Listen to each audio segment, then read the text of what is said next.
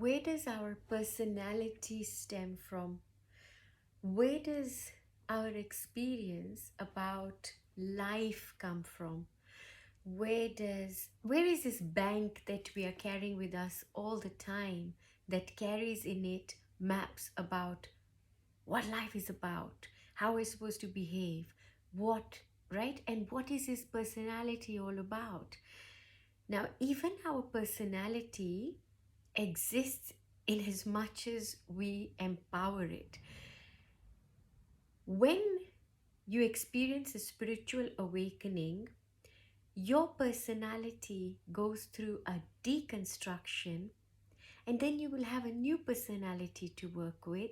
But the key thing here is that you will be able to switch between personalities. That does not mean that you're going to have multiple personalities, although technically, maybe yes, it might appear that you do, but it is that you're able to meld and mold yourself with absolute fluidity with every life situation, with everything that comes before you.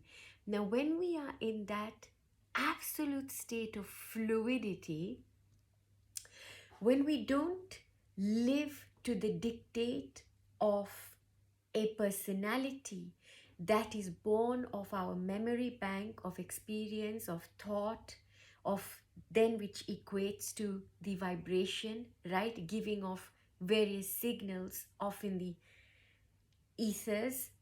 When we are no longer that, there will be no power given to the factor of outside.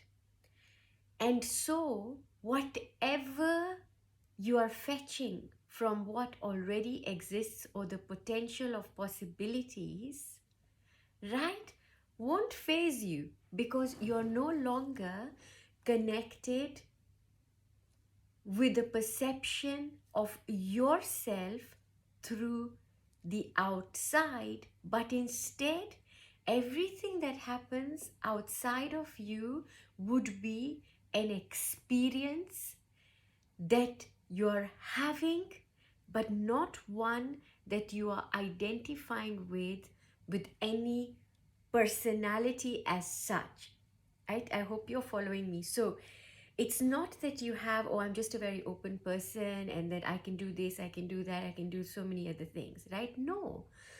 But with the awakening, as you're awakened towards spirit, ether, now imagine your wind, your air, your water, your fluid, so that mud, the soil, the density leaves, and you're like a money plant that's able to grow even in water. It's able to grow in soil. So you don't have any rigidity in the framework through which you present yourself in life and life situations. Everything now is not about the reality you fetch or what you're attracting or whatever, because that is already there. The existence is already there. Everything is already there. It's what we're going to make our reality and our experience by tuning into it, which requires a particular vibrational match. So if your vibrational match is one of universe, one of absolute infinity, right? So whatever potential possibilities we have, right? So you will go for any of it. It will not matter. So it's that rigidity and that overwhelm when we are in a particular framework, in a particular personality that says, no, I'm the kind of person who really needs my space. I'm the kind of person who wants to be like this. I experienced X, Y, and Z in my life, and so therefore I'm going to project through that lens. Now imagine being free completely of any of these things. right?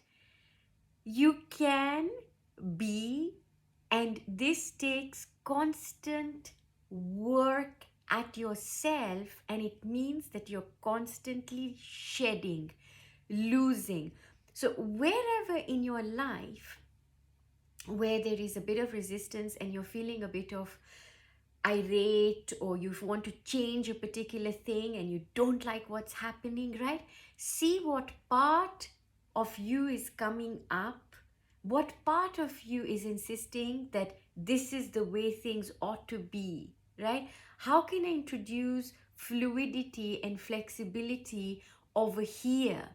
And if there isn't any, why am I not fluid in this situation? Where is my fluidity? And more often than not, we don't have that fluidity or that flow because of our memory bank, our etching. Except, you see, the thing is that all of this memory bank and this experience, as wild as this may sound, and forgive me if I speak out of turn, is that it is ashes, right? It will ultimately mean ashes, because when you transcend your lower chakras or that density, so you move higher and higher, as long as we're getting higher and higher, we're working through everything, right? When you get to an activation of your pineal gland, when the whole thing is decrystallized, and not just that, but alongside that, every other part of us, right? We've called upon every fragmented part of us to come back, right? All those pieces to come back, and we are whole, right? So, in that part of us, there's no fear, there's such a lightness of being, because you can very easily melt. You're like water, you take the shape of whatever you are contained in, right? But you don't become the container. And that's what the beautiful spiritual awakening does to us, is you let go of rigidity, you let go of overwhelm by letting go of a particular personality through which you experience your perceived reality, which is your experience of an existence that already exists. Take care of yourself. So much love. Forgive me if I have spoken out of turn. Stay tuned, look after yourself, and make a note to yourself about what you're ready to let go of and what you're going to shed, and how much you've already shed, and how light you already are. Take care.